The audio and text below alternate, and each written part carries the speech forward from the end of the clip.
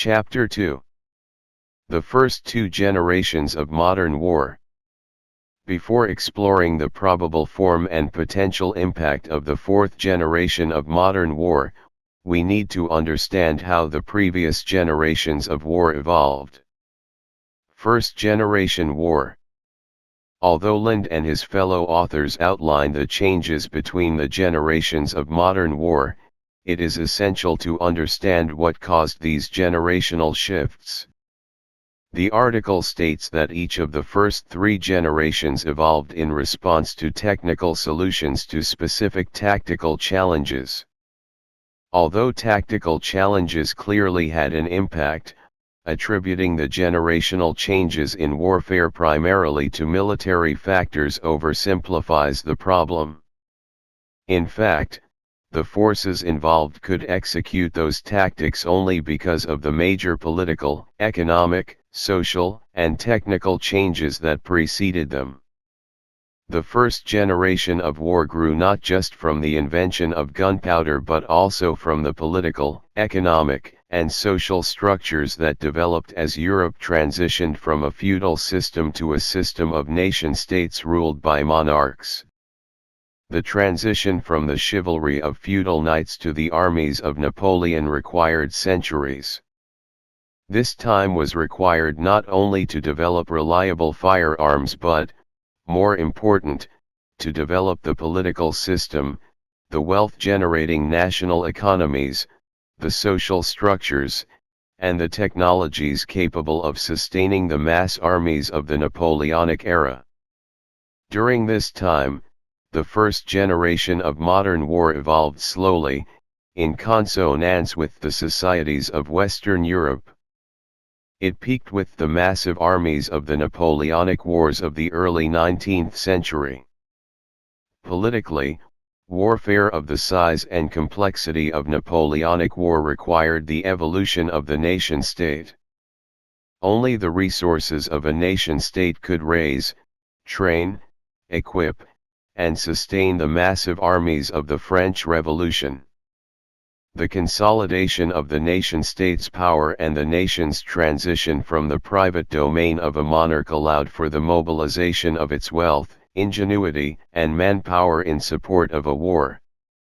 The colonization of America provided a major economic stimulus that allowed countries to field larger, more technically advanced armies, the arrival of gold and silver from the New World.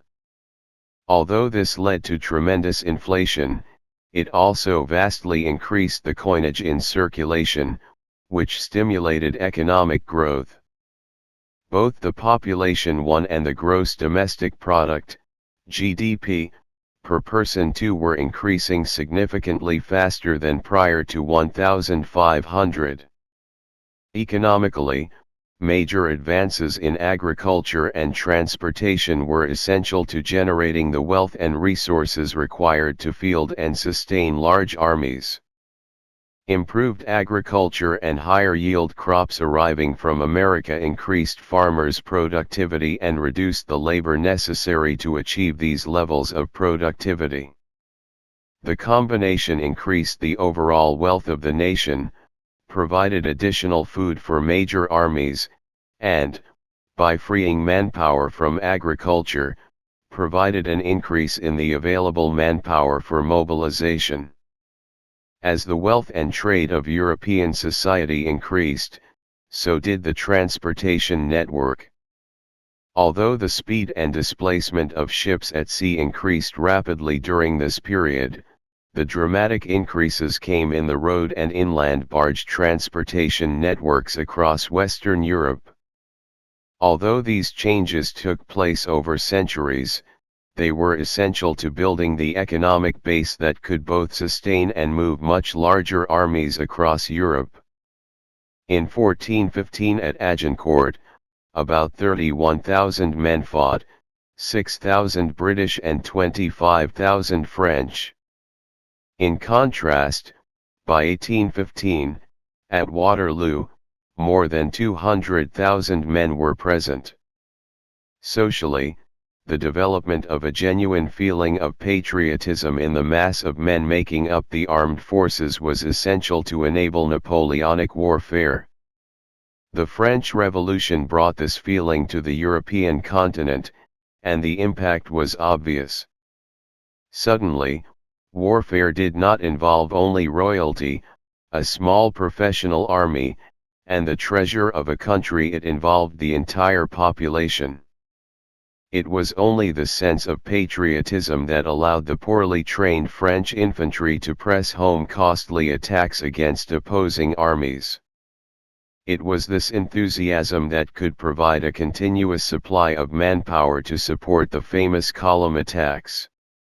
With the early success of the French, the other European powers had to widen the base of their forces, and the concept of nationalism began its transition to the other nations of Europe. This social change carried forward into succeeding generations of war. Technically, mass production of the reliable, smoothbore musket, development of lightweight artillery, and the advent of rudimentary fast, long-distance communication via visual telegraph all contributed to the evolution of the first generation of modern war.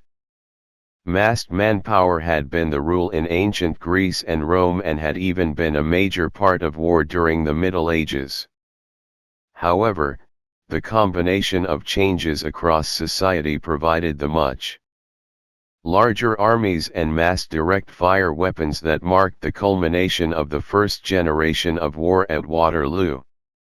Clearly, evolution from medieval warfare to the first generation of modern war required significant change in the political, economic, social, and technological structures of the time. Second generation war. Like the first generation of war, the second generation did not grow just from improvements in weaponry. It, too, required changes across the spectrum of human activity. Although the political structure of the nation-state was essentially in place at the end of the Napoleonic Wars, the state's power to tax and enforce taxes increased dramatically during the 100 years between Waterloo and the Miracle of the Marne. Even more important than an increase in the ability to levy and collect taxes was much vaster wealth to tax.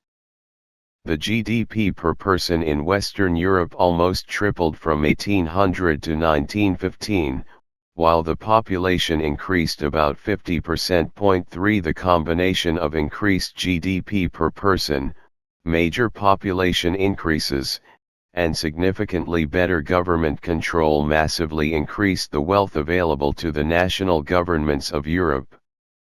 A great deal of this increase in wealth can be attributed to the rapid industrialization of Western Europe and North America. Second-generation war required both the wealth generated by an industrial society and the sheer volume of output that only such a society can produce. Industry had to first design and then mass produce the weapons and the huge quantities of ammunition they consumed. Even these exceptional production capabilities alone would not allow nations to apply second-generation warfare. The transportation systems also had to mature. In particular, extensive rail systems and their supporting telegraph networks were necessary to move the armies and their mountains of supplies. Although telegraphs were built primarily to support railroads, they proved essential to the national level control and coordination of these greatly enlarged forces. In sum, the economies of all participants had to expand enormously before the massive armies of World War I could be raised, transported, and supported. Further, the European nations had to develop logistically effective general staffs to combine these national assets, mobilize them, transport them, and then hurl them against the nation's enemies. Finally, second-generation war was not possible without the patriotic enthusiasm that brought millions of men to the colors and held them there through 4 years of catastrophic losses. In fact, the collapse of Russia's armies can be traced largely to the fact that the Tsar and his officers could not generate that kind of patriotism in their ranks. Even in the West, it was a close thing, as evidenced by the French army mutinies of 1917. All these factors, political, economic, social, and technical, came together to create the stalemate of World War I. Even at the earliest stages of the war, it was obvious that the defense had gained the upper hand. It is clear from numerous diaries and histories that most professional soldiers of 1914 were surprised by the way warfare had changed. The question we need to explore is, should they have been surprised, or should they have been able to anticipate the change by studying recent conflicts? Stalemate foreshadowed. Several key factors normally associated with second-generation war, 2GW, drove the supremacy of the defense over the offense: machine guns, magazine-fed rifles, rapid-fire artillery, and barbed wire. The combined effect of these elements took away freedom of movement and forced both sides to rely on firepower, mostly indirect firepower, in tactical engagements. Just as important to the defense was the extensive use of railroads, first for mobilization, then to swiftly shift reserves behind lines. The ability to shift troops by rail and detrain them close to the fight gave the defense a marked advantage over the offense. The defense's reserves and supplies moved directly to the point they were defending, over well-developed rail and then road networks. In contrast, the offense could move troops only by rail to their pre-offensive assembly areas. The troops then had to move by foot across the horribly chewed-up terrain between the trenches. Even more difficult, the attackers' artillery and logistics had to traverse the same devastated terrain. The telegraph also played a key role in the stalemate of World War I. It permitted the coordination of armies fighting over a continental landmass. It allowed both sides to communicate the need for reinforcements at critical points and then coordinate the railroad movement of those forces. Combined with the superior mobility on the defense side of the line, it allowed the defense to shift forces to defeat any initial offensive successes. Unlike the weapons, which could be mass-produced for the war, the rail and telegraph networks had to be essentially in place upon commencement of hostilities. Although both sides would lay branch rail lines and send telegraph communications forward to key command posts, the backbones of both systems were in place in 1914. Thus, professional soldiers had ample opportunity to study the utility of rail and communications right up to the start of the war. In fact, the mobilization plans of both sides not only relied on, but were driven by, railroad timetables and the staff's ability to control them, using the telegraph. The remarkable thing is that, despite intensive pre-war study of the effectiveness of railroads moving troops to distant points, neither side seemed to see how both rail and telegraph favored the defense as it retracted onto its own communications and transportation system while the attacker had to build his as he advanced. These technologies were the final products of the political, social, and economic changes between Waterloo and 1914. If the thesis of this book is correct, that warfare evolves over time and that the elements of each generation are visible for decades before they surprise the world, then each of these elements should have been present in earlier conflicts. In fact, everything commonly believed to be distinct to World War I was present by 1864 in the U.S. Civil War. In General Grant's final drive south, we see a direct preview of World War I. What starts as a campaign of movement eventually bogged down in trench warfare. Just like their successors in 1914, both sides found it impossible to dislodge an entrenched enemy.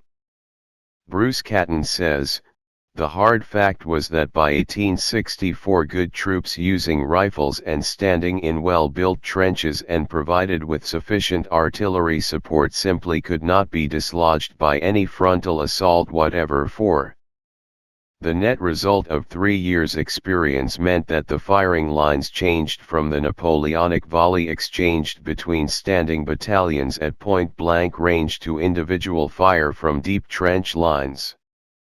The outcome was obvious: the soldier in a trench had only his head exposed, whereas the attacking soldier had his entire body exposed. Firepower could now stop any attacker. Although troops learned fairly early that the combination of rifled musket fire and rapid-fire artillery could prevent an attacking force from overwhelming a defense, the commanders and staffs were much slower to learn. Throughout the 1863 and 1864 campaigns in the East, both Union and Confederate officers ordered repeated direct frontal attacks on dug-in positions. None succeeded. Further foreshadowing the First World War was the extensive use both sides made during the Civil War of railroads to shift reserves and sustain forces. They also used the telegraph to coordinate campaigns over the breadth of a continent. In summary, all the key elements that made defense supreme in World War I were present in late 1864. The outcome was the same as it would be in 1914, the defense had the upper hand. Yet somehow, the professional soldiers of all armies, including ours, missed the lesson. Even more remarkable is the fact that the lessons were repeated in both the Boer War and the Russo-Japanese War and were still not understood by Western armies. It is clear that the transition from first to second generation was anything but sudden. It evolved over decades. From the early battles of the U.S. Civil War to the battlefields of South Africa and the trenches of the Far East, war provided repeated, clear examples of the effect that political, economic, social, and technical changes were having on warfare.